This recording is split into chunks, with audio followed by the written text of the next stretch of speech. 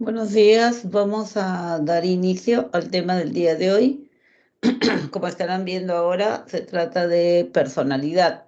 Esto va a darse en dos bloques, hoy y la próxima semana.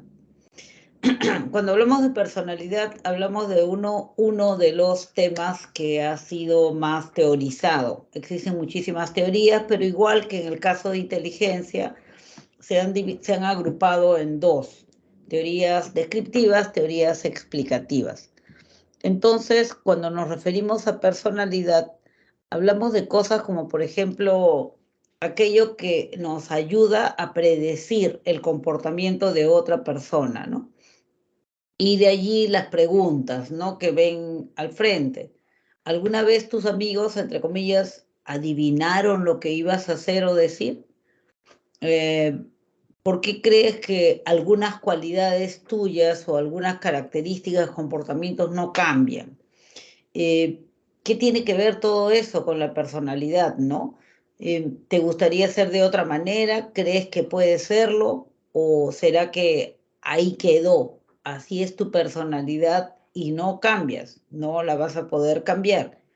¿Cuáles son las respuestas correctas a todo eso? Vamos a revisar el día de hoy qué cosa es personalidad, cuáles son los factores que producen una personalidad determinada, cuáles son los componentes de la personalidad y, como les decía anteriormente, algunos ejemplos de los enfoques o teorías descriptivas y uno de las variantes de los enfoques o teorías explicativas.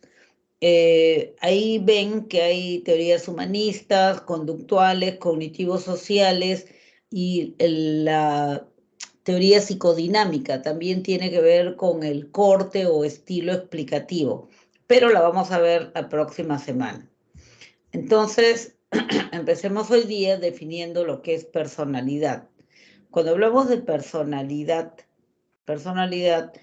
siempre hemos dicho la forma habitual como una persona piensa, siente y actúa.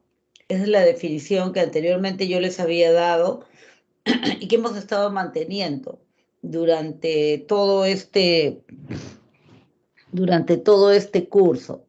Etimológicamente, personalidad puede derivar del latín personam, del griego prosopon, del etrusco persum, pero en cualquiera de los casos, estas raíces que se han encontrado son raíces que tienen relación con lo que es careta, máscara, eh, apariencia, ¿ya? Entonces, la personalidad justamente se está refiriendo a eso, a cómo nos mostramos hacia el exterior. Indudablemente, como todos los procesos cognitivos, ha sucedido también con ellos, es un constructo hipotético, ¿no? Es una construcción teórica, no es algo que tenga una realidad concreta, sino es una construcción a partir de hipótesis, pero es aquello que nos diferencia a una persona de otra. Y tiene que ver efectivamente con aquello que hemos venido mencionando, que es la forma característica como tú piensas, sientes y actúas. Y esto es como una cadena, porque vemos acciones, pero ¿por qué una persona actúa de una manera determinada? Bueno, porque estoy experimentando una emoción determinada. ¿Y por qué sientes así? Porque yo pienso algo respecto a eso. Entonces, es una cadena. Según lo que piensa, según lo que piense, siento. Y según lo que sienta, actúo. Esa es una cadena que no se disuelve, que siempre está presente, aunque muchas veces bastante enmascarada, y no creemos que actuamos por un pensamiento determinado, pero ahí está, en el fondo, ahí está guardado, allí está oculto, allí está bien de repente disimulado el pensamiento. Y si rebuscas y aprendes a hacer eso, vas a poder encontrar por qué ¿Qué pensabas que te hizo reaccionar de esa manera? ¿Qué pensamiento te hizo reaccionar de esa manera? Sentir primero y reaccionar después. Entonces nos quedamos con la definición que se refiere a personalidad, es la forma característica personal, individual, como tú piensas, sientes y actúas. ¿Qué factores influyen en la personalidad? ¿Por qué tienes una personalidad determinada, esa personalidad que exhibes?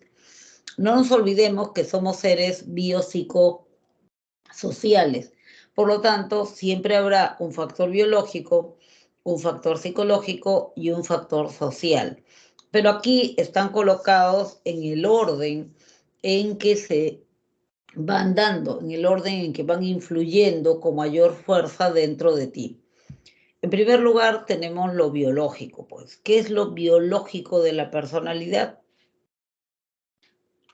El temperamento. ¿Y qué es el temperamento? El temperamento es la velocidad e intensidad de reacción emocional. Eso es temperamento. Velocidad e intensidad de reacción emocional. De repente la pregunta que vendría es, ¿y por qué es biológico? ¿Por qué es biológico la velocidad? ¿Por qué es biológica la velocidad e intensidad de reacción? ¿Saben por qué? Al ser reacción, es reflejo y depende de tu sistema límbico, en especial la amígdala cerebral, si quieres. Pero todo lo que es orgánico, todo lo que es físico, es heredado genéticamente. Entonces tú heredas un sistema límbico determinado y eso trae consigo una velocidad e intensidad de reacción emocional. A eso le llamamos temperamento. Pero a lo largo de la vida, tú no te quedas con ese temperamento así intacto, sino que a lo largo de la vida, a medida que te vas insertando en la sociedad, empiezan a existir otras influencias que van moldeando ese temperamento, que lo van depurando, revistiendo si quieres. Y eso es el entorno sociocultural.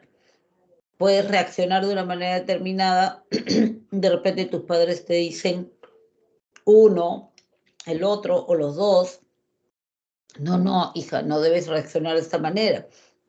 Una niña educada no hace eso, mira, haces esto, haces lo otro, tienes que tener paciencia, tienes que ponerte en su lugar, etcétera, etcétera. En la casa te van moldeando. Llegas a la escuela, siguen moldeando. Te vas volviendo más independiente y más dueña de tus acciones. Y la sociedad, los amigos, la gente significativa para ti, tus modelos, siguen moldeando.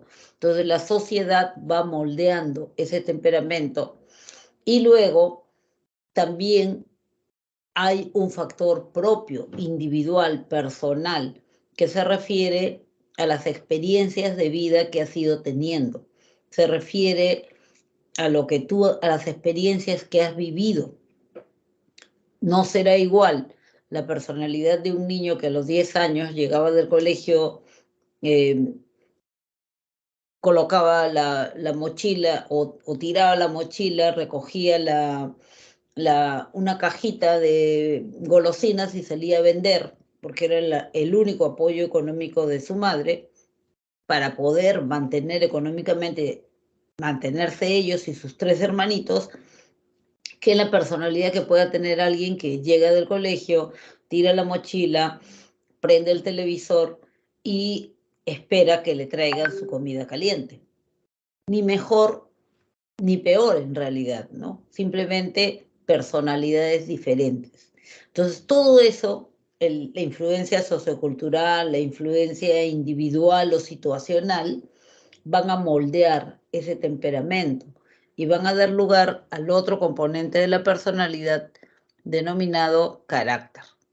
Entonces aquí tenemos el temperamento que tiene que ver con la velocidad, intensidad de reacción y da luces en manifestaciones en lo que es la energía que tienes para reaccionar, el grado de emotividad y la relación interpersonal. Es una predisposición heredada. En cambio, el carácter ya ha sido algo aprendido, algo que tú moldeaste, algo que aprendiste, como producto de la socialización, indudablemente, ¿no? En todas sus facetas. Por lo tanto, ¿qué es lo que vemos en los demás? ¿Con qué nos relacionamos? ¿Con el temperamento o con el carácter? Nos relacionamos con el carácter. Entonces, la forma como reacciona alguien, cómo me habla, cómo me pide, cómo se muestra, es el carácter. El carácter es algo aprendido y por lo tanto, ¿se puede cambiar? No se puede cambiar. Sí, si quieres. Mientras más edad tenga la persona, más difícil va a ser cambiar el carácter, porque al ser una conducta aprendida, puede convertirse en hábito. En el caso de la personalidad, el carácter ya es la forma habitual, como tú reaccionas, piensas, sientes. Entonces es algo aprendido. Mientras más edad tenga, más va a demorar, más difícil va a ser cambiarlo. Pero puedes hacerlo, sí puedes hacerlo. Si estás convencido, si estás convencida que debes hacerlo. Pero mucha gente finge cambiar una forma de reaccionar para conseguir un objetivo determinado. Pero como no está convencido que es la mejor forma de reaccionar, luego regresa a lo habitual. ¿Ya? Entonces, eso es algo importante que deben tenerlo claro, ¿no? Nosotros nos relacionamos con el carácter es aprendido. Tú puedes cambiar tu carácter. ¿Cuándo sí cambiaría a alguien? Cuando se dé cuenta, se convenza, sienta la necesidad de cambiar. Entonces va a poner todo su empeño, va a poner todo su esfuerzo, toda su disciplina para cambiar el hábito. Cambiar un hábito es algo complicado, pero no es imposible. ¿Ya? Bien, importante tenerlo claro. Hablaba hace un momento de los enfoques o teorías que existen. Y dijimos que habían enfoques o teorías descriptivas y estas las vamos a clasificar en dos: las teorías de los rasgos y las teorías tipológicas. ¿Cuál es la diferencia? Las teorías de los rasgos dicen que la personalidad está formada por un conjunto de características. Conjunto de características, ya, todas estas, más estas ya están. Esta es tu personalidad. En cambio, las teorías tipológicas lo que te dicen es no es un conjunto de características aleatoriamente formadas, sino que son tipos de personalidad. Personalidad tipo A o personalidad tipo B o personalidad tipo C. O sea, es un tipo de personalidad tiene consigo una serie de características, ¿ya? Una serie de características. Entonces, tengo un tipo de personalidad, es como si fuera un paquete. Cuando tú compras tu celular, te viene con una serie de beneficios, si quieres, o posibilidades. Es un paquete, no otros. Este paquete A viene con estas características y no otras. Este paquete B viene con estas características y no otras. Este paquete Z viene con estas características, así igualito. Hablamos de tipos de personalidad. Hay dos diferentes tipos de tipologías. Bueno, la vamos a ver en su momento. Empecemos por las teorías de los rasgos. De todas las teorías de los rasgos que existen, solamente vamos a revisar la teoría de Gordon Allport. ¿Qué dice Gordon Allport? Dice de que la personalidad, uno, es algo heredado. Heredamos rasgos o características, estos de mi padre, estos de mi madre, y a través de ellos, de los abuelos, qué sé yo, ya heredamos predictores. Los rasgos son predictores. Esto es, predisposiciones a reaccionar de una manera determinada. Entonces, estos predictores pueden ser de tres tipos. Rasgos centrales, que son aquellos rasgos que muestra la gente en una interacción social, en una relación interpersonal, ¿ya? Aquello con lo que la gente se relaciona, son los rasgos centrales. En algunos textos puede ser que lo lean como rasgos de sociabilidad, porque a veces se traduce como rasgos de sociabilidad o centrales. Por ejemplo, es todo lo que los demás ven de ti o tú ves de ellos. ¿Conoces a Juanita? Sí. ¿Cómo es ella? Bueno, Juanita es amable, optimista, alegre, es solidaria. Buena gente la Juanita. Todo lo que dijo son rasgos centrales. O sea, todos esos adjetivos, esas características que otras personas pueden ver en ti son rasgos centrales. Pero dice que además existen otro tipo de rasgos que no se hacen presente o no te llevan a elegir conductas en todos los momentos, sino solo en tus tiempos libres, en aquellos momentos en los cuales tú no tienes responsabilidades mayores. Y a eso le llaman los rasgos secundarios. Los rasgos secundarios, por lo tanto, nos ayudan a elegir aficiones, hobbies, preferencias. Alguien puede tener aquí un rasgo musical y nadie lo sabe. Nadie lo sabe porque no compartimos ratos libres, solamente momentos de trabajo, de repente de preparación, de estudio. Pero no sabemos que todos los domingos en la mañana, de repente, esta persona practica rock en una banda, o de repente que entrena, ensaya en un coro. No sabemos, porque no compartimos sus ratos libres. Los rasgos secundarios, entonces, son rasgos que te llevan a elegir aficiones, te llevan a elegir preferencias, hobbies en tus momentos libres.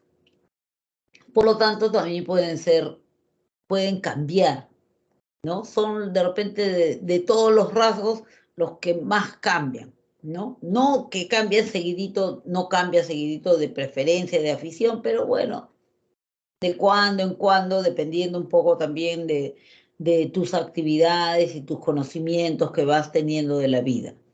Bien, rasgos centrales, rasgos secundarios. Sin embargo, menciono un tercer tipo de rasgos, que son los rasgos que aparecen en algunas personas en la edad adulta media, o sea, a partir de los 40, donde la estabilidad emocional es más fuerte, algunas personas desarrollan rasgos cardinales. Los rasgos cardinales son los rasgos que aparecen en todas y cada una de tus acciones, momentos libres, momentos de responsabilidad, momentos sociales, en todas. Aparecen siempre. O sea, te ayudan a elegir siempre una conducta. Los rasgos cardinales, insisto, no los tienen todas las personas. Algunas personas desarrollan rasgos cardinales y en cantidad de 1, máximo 2, ¿ya? Rasgos cardinales. ¿Conoces a Filomeno? Claro. ¿Cómo es? Filomeno es justo. Él es justo cuando da un trabajo, justo cuando reparte obligaciones, justo cuando otorga premios, justo cuando da castigos, justo cuando parte la torta, justo siempre. Ese es un rasgo cardinal, ¿ya? Entonces, 3 tipos de rasgos encuentra Gordon Allport: cardinales en algunas personas adultas intermedias, y de ahí en adelante rasgos centrales y rasgos secundarios. Vamos a las teorías tipológicas. Decía que habían 2 variantes en las teorías tipológicas: las tipologías constitucionales y las tipologías psicológicas. Las tipologías constitucionales asumen que la persona tiene una personalidad determinada porque alguna característica física u orgánica tiene. Entonces, la personalidad depende, de acuerdo al autor, de una característica física u orgánica, de acuerdo al autor.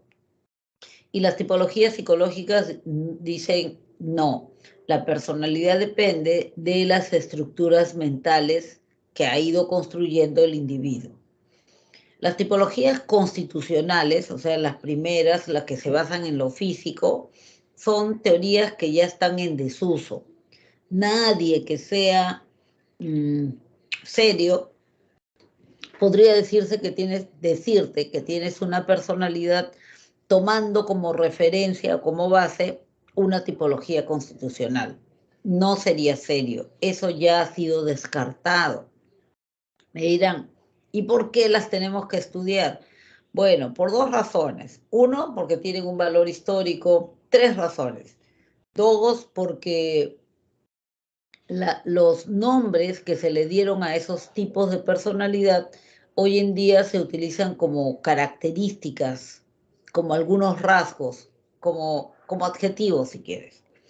Y 3, porque en la mayoría de exámenes de admisión de la mayoría de universidades vienen preguntas sobre tipologías constitucionales. Así que es mejor conocerlas, aunque solamente tengan un valor histórico, teórico, nada más. A ver, estas tipologías fueron elaboradas por médicos. Por eso es que ellos resaltan tanto la importancia de lo físico. Tenemos la tipología de los humores de Galeno, que le trabajó en base al trabajo, a las investigaciones de Hipócrates, y las tipologías somatopsíquicas de Ernst Kretschmer.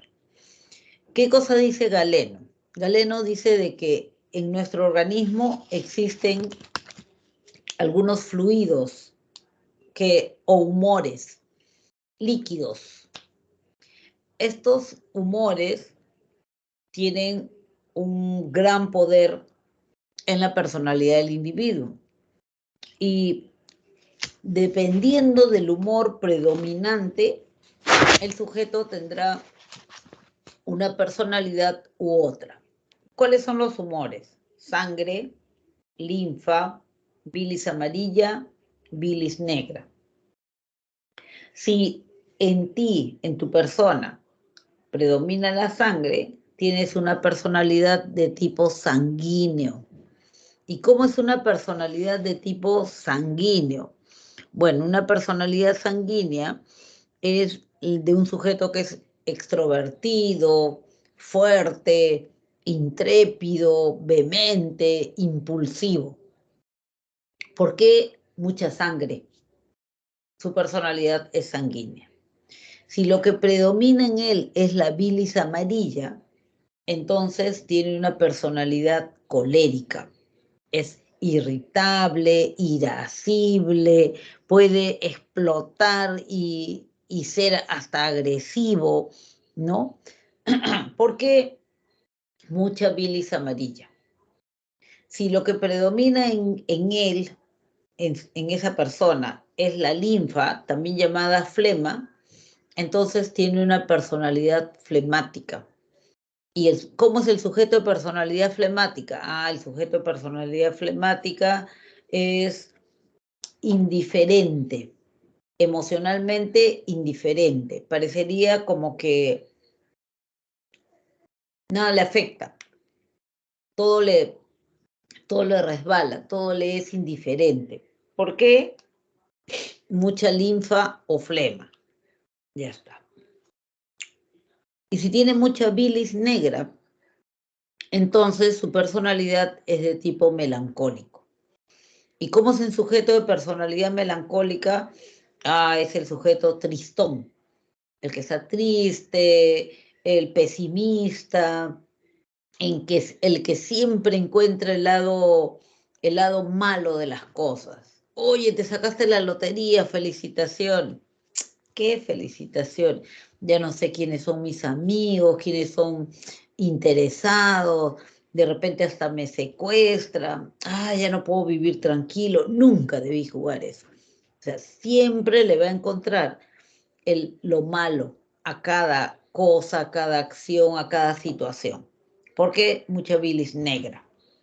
Entonces, hoy en día nadie te va a decir que por tu bilis o por tu sangre, por eso tienes esa personalidad. Eso no sería serio.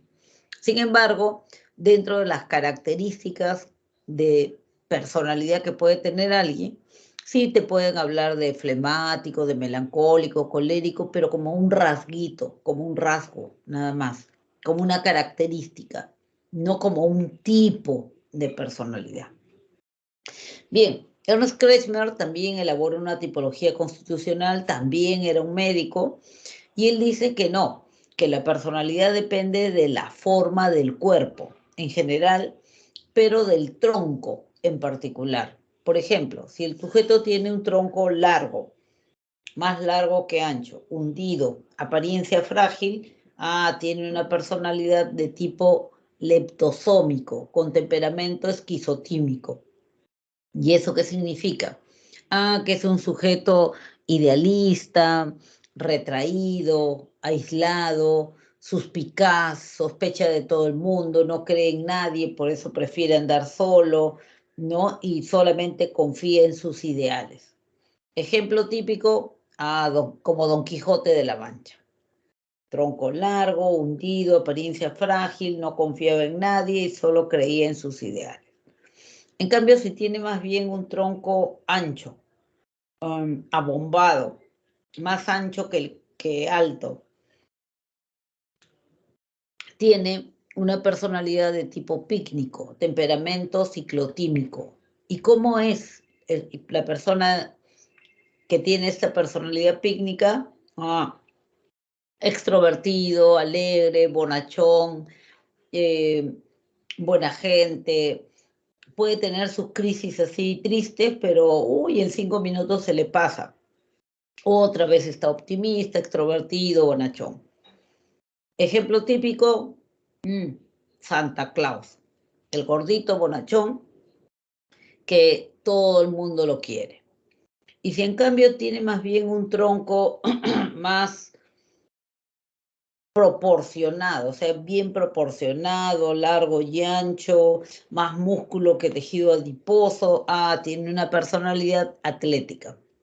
¿Y cómo es el sujeto de personalidad atlética? Temperamento gliscotímico. Es un sujeto aguerrido, ideas rígidas. O sea, sus ideas son lo blanco es blanco siempre y no hay en cualquier circunstancia. Y lo negro es negro, todo es así, polarizado. Este sujeto puede llegar a ser agresivo porque tiene bastante energía y quiere que las cosas vayan como a él le parece, ¿ya? Y eso por la forma de su cuerpo. Bien, estas son las tipologías llamadas constitucionales. Cuando hablamos de las tipologías psicológicas tenemos dos variantes, la de Carl Gustav Jung y la de Hans Eysen. Esos son ejemplos de diferentes tipos, ¿ya? Carl Gustav Jung es un neopsicoanalista, era discípulo de Freud, por lo tanto, sí existe el inconsciente, sí hay una libido que es el motor del inconsciente y la libido está formada, decía Freud, mayormente por impulsos sexuales y Jung decía no. Existe una libido, pero la libido está formada fundamentalmente por el impulso de sobrevivencia, ¿ya? Entonces, allí hubo la diferencia y Jung se convirtió en un neopsicoanalista, o sea, es un psicoanalista como una variante. Para Carl Gustav Jung, entonces, la libido está relacionada con lo que es el impulso de sobrevivencia en el sentido amplio de la palabra. Esto es, el sujeto busca, comillas, sobrevivir, y eso es en el mundo. Eso significa pasarla bien, llevarse bien con los demás, no sentir angustia. Entonces, y en ese afán, utiliza toda su energía psíquica hacia un lugar. Puede ese pensar, sentir, intuir, percibir. ¿Qué hace con ello? Puede ser que lo utilice para relacionarse mejor con el mundo. Entonces, vierte su energía psíquica hacia afuera. Y eso da lugar a que el sujeto tenga una personalidad extrovertida. Hay otras personas, dice, el otro tipo de personalidad es del sujeto que vierten su energía psíquica hacia sí mismo. Energía psíquica hacia sí mismo. Y eso nos da lugar a una personalidad de tipo introvertido. Entonces, de acuerdo a dónde viertan su energía psíquica, hacia dónde la utilicen, va a haber dos tipos de personalidad. Extrovertido si lo vierte hacia afuera, introvertido si lo vierte hacia adentro. ¿Ya? Por lo tanto, el extrovertido será una persona conversadora, amigable, que conoce bien la dinámica del mundo exterior. El introvertido conoce bien su propia dinámica, su forma de pensar, de sentir, analiza por qué le pasó esto, por qué le pasó lo otro, reflexiona sobre sus reacciones, sobre su quehacer, corrige, planifica. Y valga la oportunidad para hacer una distinción que me parece que es importante que ustedes la tengan clara.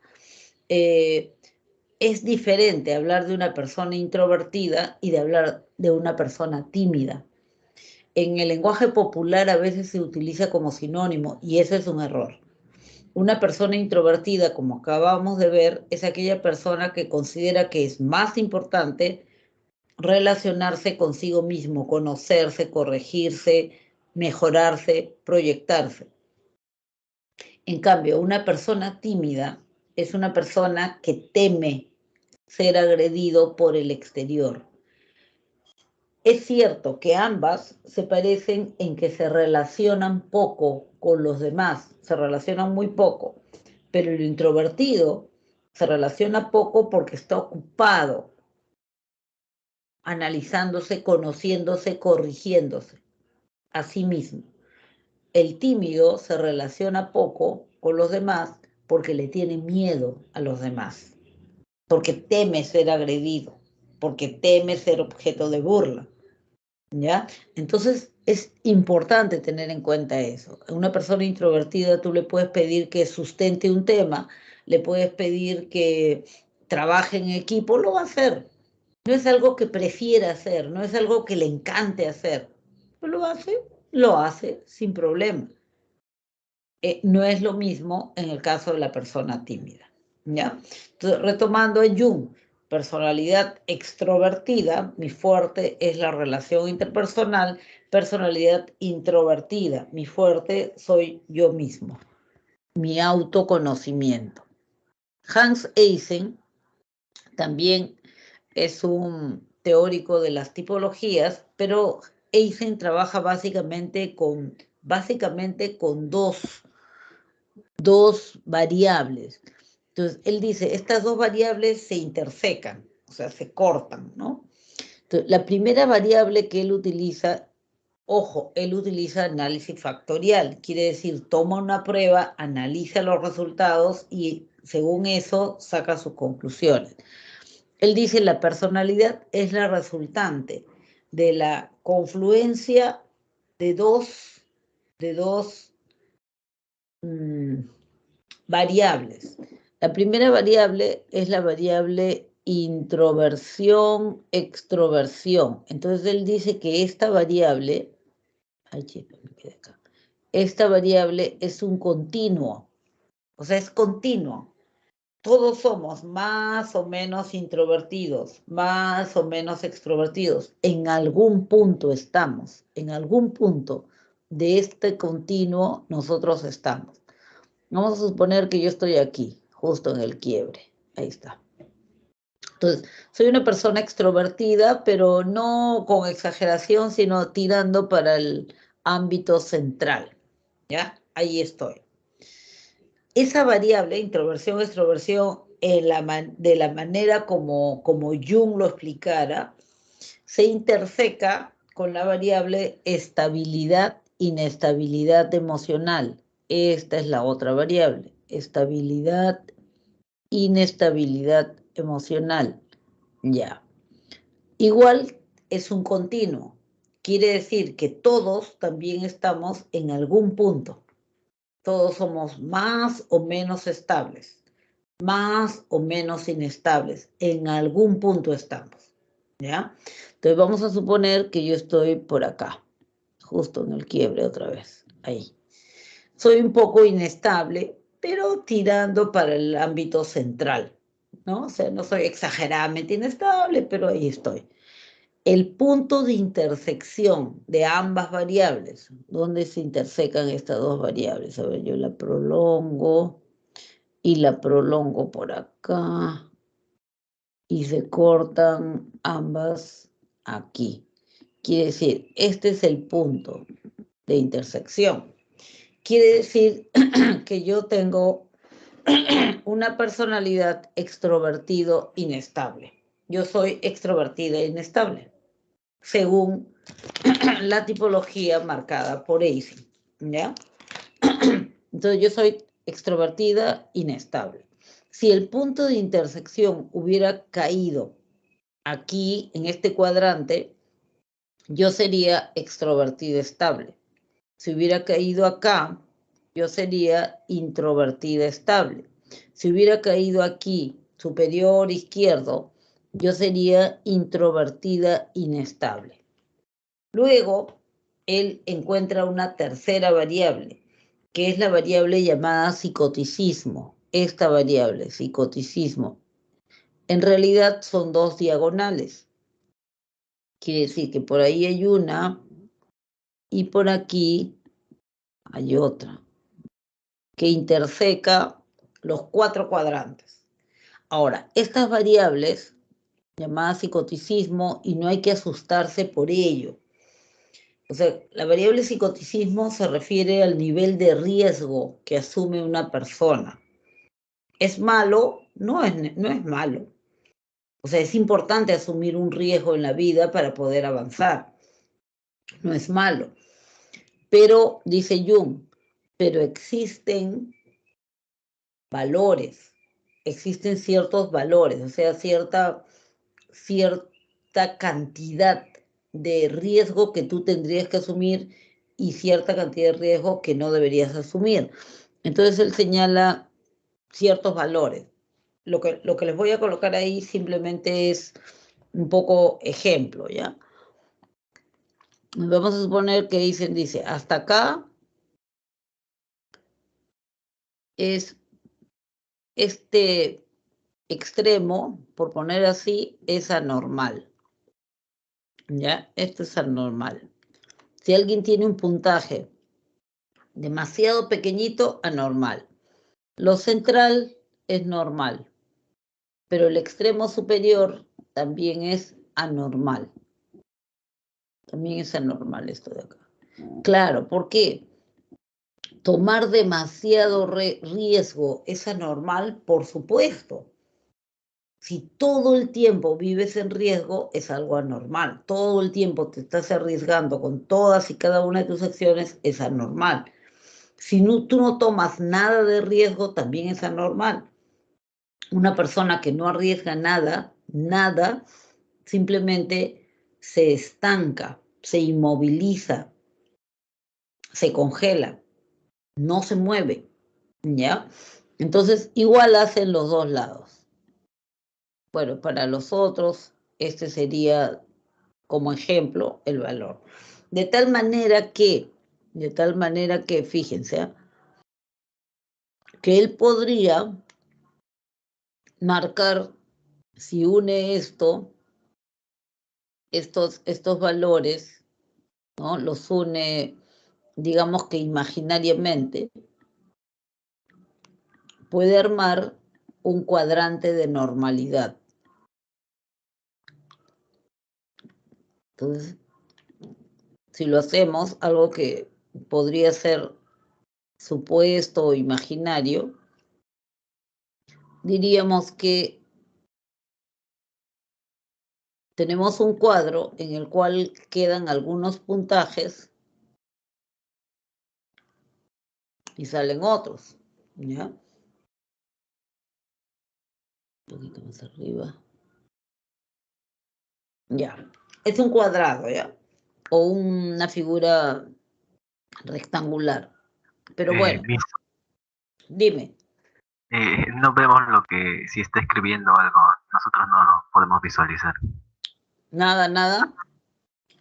No.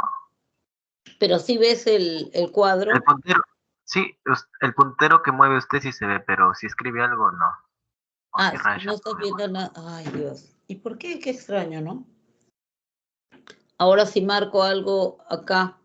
A ver, esto. Ay, perdón, no lo pasé más bien. Ah, yo jurando que marcaba.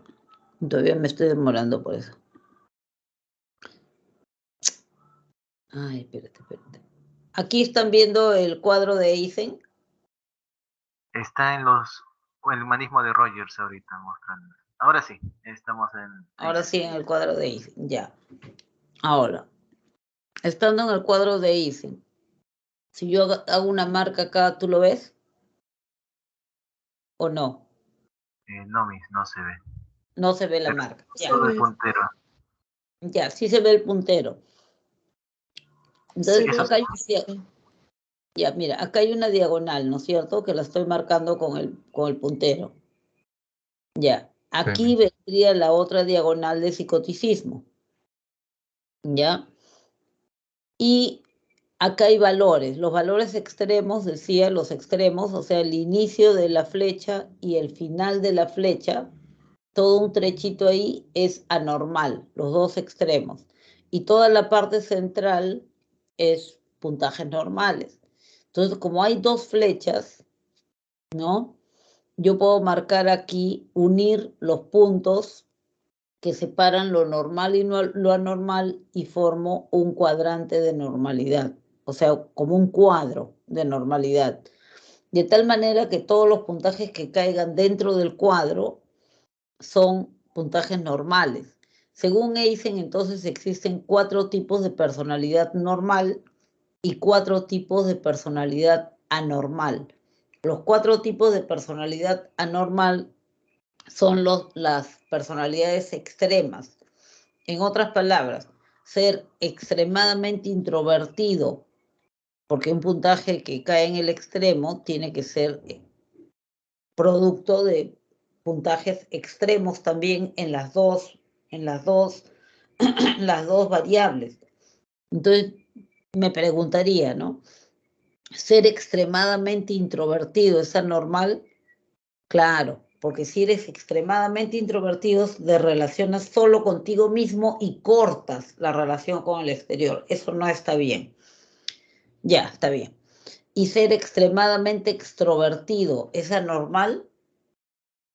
También, porque significa que ya no tienes vida privada, que tu vida es pública totalmente.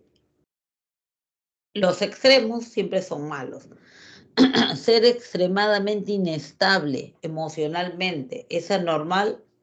Sí, es anormal, porque ser extremadamente inestable significa que te angustias, te asustas de todo, hasta de ti mismo. Allá. Pero ser extremadamente estable es normal, es anormal, también es anormal. O sea, ¿por qué ser extremadamente estable es anormal? porque significaría que nada te angustia, nada te afecta emocionalmente. Se pueden morir tus hijos, tus padres, las personas más cercanas y tú igualita, indiferente. Es anormal. Entonces lo que te dice Hans Eysen es que según ese cuadrante que él arma, a partir de los puntajes de esta variable psicoticismo, existen 4 tipos de personalidad normal y 4 tipos de personalidad anormal. En el caso de las personalidades anormales, estamos hablando de trastornos ya de la personalidad, que no es su interés, ¿no? Las teorías, acá, los enfoques teórico-explicativos o las teorías explicativas tratan, como siempre, de explicar por qué una persona tiene una personalidad u otra, ¿no? Aquí tenemos el enfoque conductual, que como ustedes podrían inferirlo, nos dice que la personalidad del sujeto depende de su historia de reforzamiento, o sea, depende de qué conductas a lo largo de tu vida se fueron reforzando y cuáles se fueron castigando, qué me fueron felicitando y qué me fueron castigando. Me llamaban la atención, me criticaban, eso es castigo, ¿no es cierto? Entonces, tu historia de reforzamiento marca tu personalidad. El enfoque cognitivo social está representada por la teoría de Albert Bandura. Albert Bandura, aprendizaje observacional. Entonces ahí te dice que la personalidad del individuo depende de los modelos que ha ido adoptando a lo largo de su vida. Padres, familiares, maestros, gente que fue designada o elegida por la misma persona como significativa, ¿no? Los modelos que ha ido teniendo a lo largo de su vida han ido dejando algo que fue depurando, moldeando su personalidad del individuo. Entonces, para el enfoque conductual, la personalidad depende de la historia de reforzamiento. Para el enfoque cognitivo social, la personalidad depende de los modelos que uno ha ido teniendo a lo largo de la vida. El enfoque psicodinámico lo vamos a ver la próxima semana y el enfoque humanista está representada por las teorías de Abraham Maslow y Carl Rogers. Ambos, digamos que enfatizan la personalidad en la capacidad de elección que pueda tener el individuo, ¿ya? Y en la distancia que pueda tener al llegar o al intentar llegar a lo que es la autorrealización personal. ¿Cómo maneja eso para poder llegar a lo que es la autorrealización? Empecemos por la teoría de Rogers. Carl Rogers lo que te dice es que una variable importante es el yo. O sea, la personalidad está centrada en el yo. ¿Y qué es el yo? El yo, dice, es un conjunto de creencias, ideas que tienes tú sobre ti. Entonces es tu autoconocimiento, es la percepción que tienes sobre ti mismo, percepción y creencias sobre ti mismo. Ese es tu yo. Pero existen varios tipos de yo. Existe un yo real, que es lo que todos vemos de ti. Existe un yo ideal, que es lo que tú crees que es lo más importante de ti.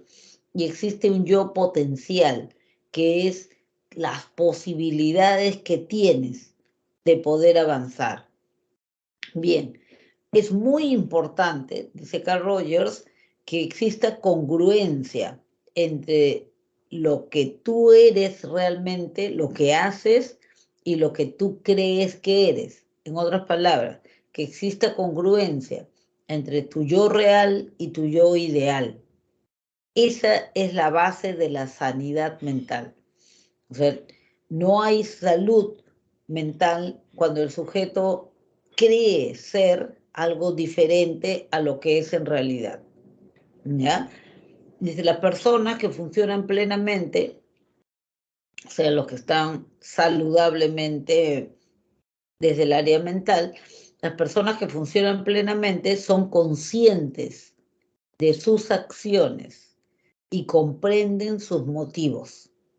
O sea, son conscientes de lo que son, saben por qué lo hacen, saben para qué lo hacen y son conscientes de sus pros y sus contras. Tienen una autoimagen que es realista, que es verdadera.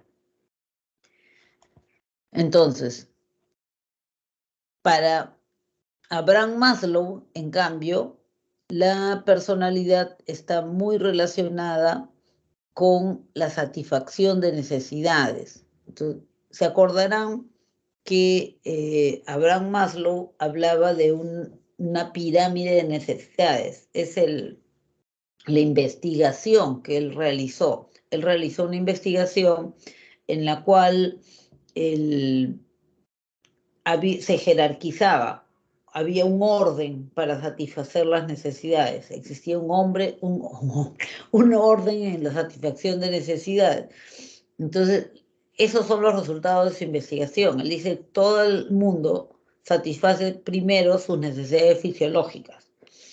Esto es hambre, sed, sueño, etc. Es lo primero que va a buscar satisfacer.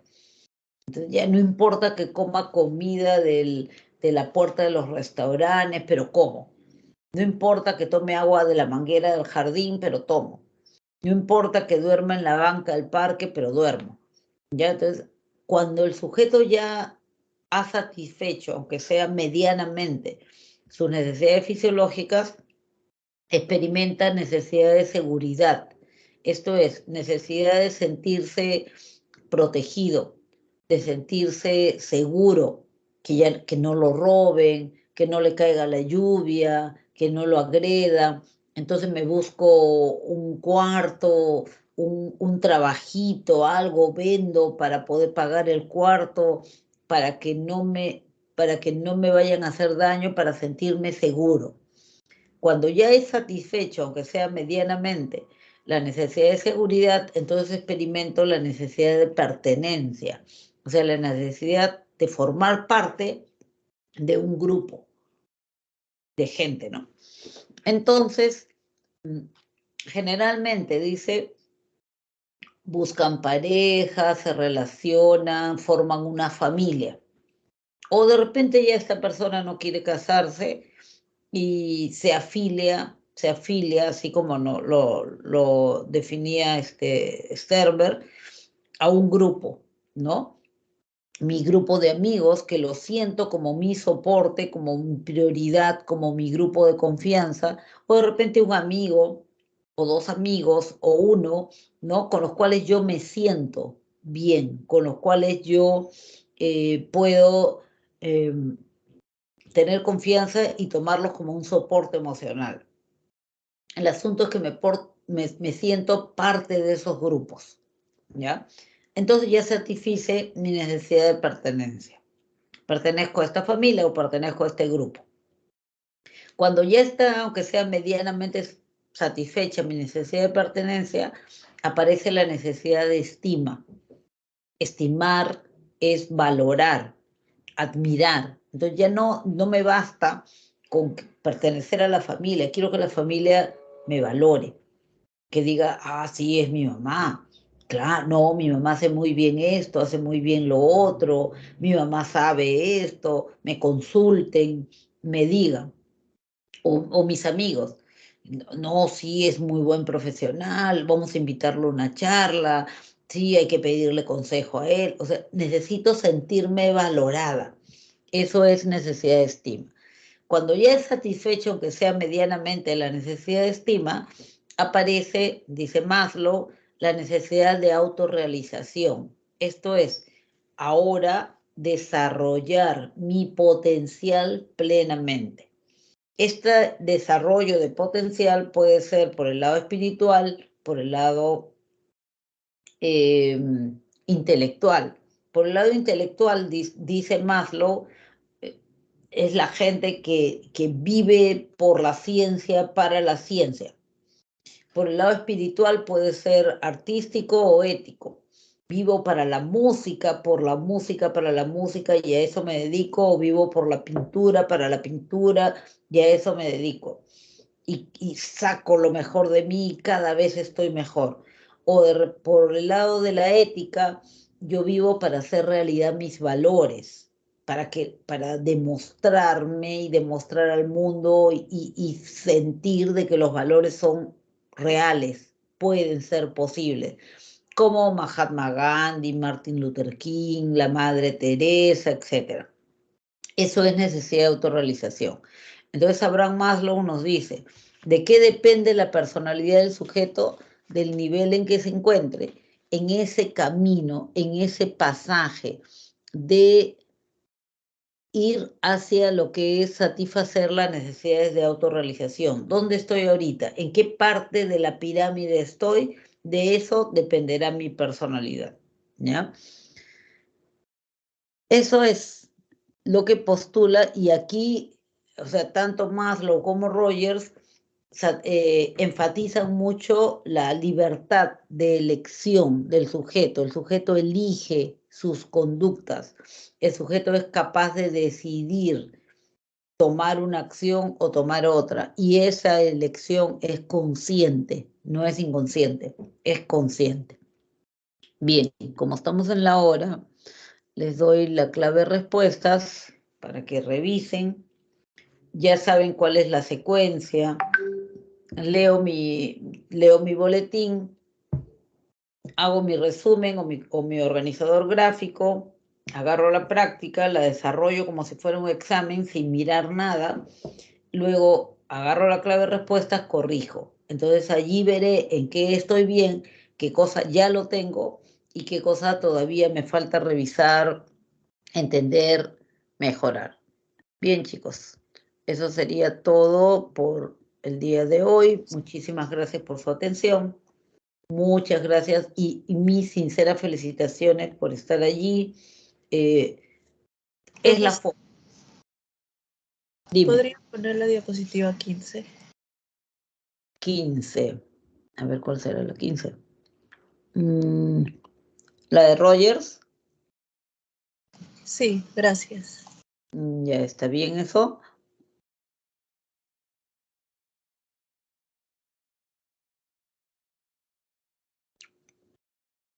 Ya, chicos, es todo por ahora. Muchas gracias. Nos vemos.